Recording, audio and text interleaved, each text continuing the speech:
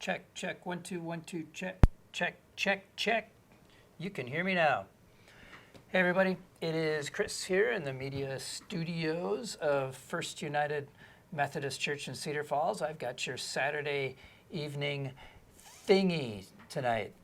I actually recorded this about 10 hours ago this morning.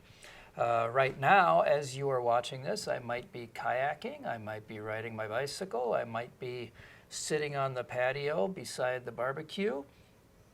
Who knows? I'll let you know in the comments. But welcome. I'm glad you're here with me tonight. I got up this morning at my usual 5 o'clock, and I went through my usual routine. I made a cup of coffee and I fed the cats, and then I went outside to the backyard for some deep breaths of that fresh early morning air and to see what the day looks like. My plan at that early hour was to finish that cup of coffee and then maybe have a little breakfast, but then be on my bike by sunrise because I need 53 more miles to get 200 for the week. But then this happened.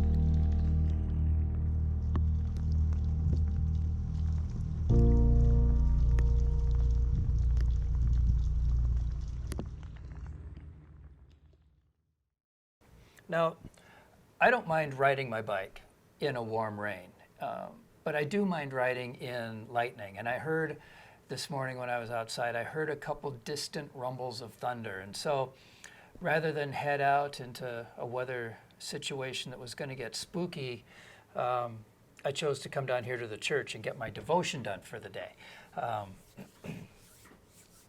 So, we've been doing these Facebook devotions since March. And so we've done a few of them now, and I've lost track of what I've already talked about. And I think I already talked about rain one other time last spring.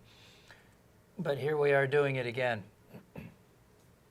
Rain is all over the place in the Bible.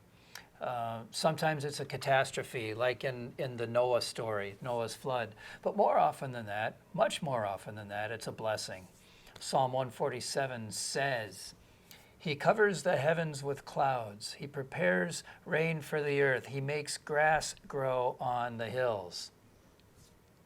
If you think of rain from the point of view of the ancient people of the Holy Land, rain could be nothing other than a blessing, that nothing other than a gift from God.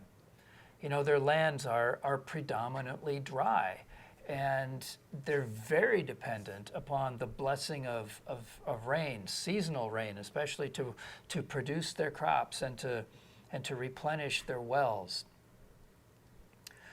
At that point in history, they probably, the more scientifically enlightened folks of the day probably had some idea, but not the full idea, not the full understanding of the hydrologic cycle like we do today.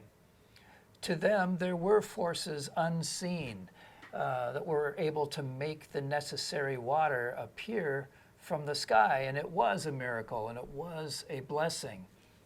today we have a better understanding, a better idea of how water moves through the atmosphere and how it moves through the ground, and so we tend to be not quite as amazed when it rains. But think about these numbers for a second.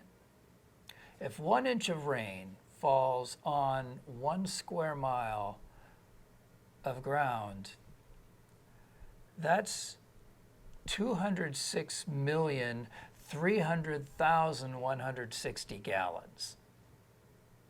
206,300,160 gallons.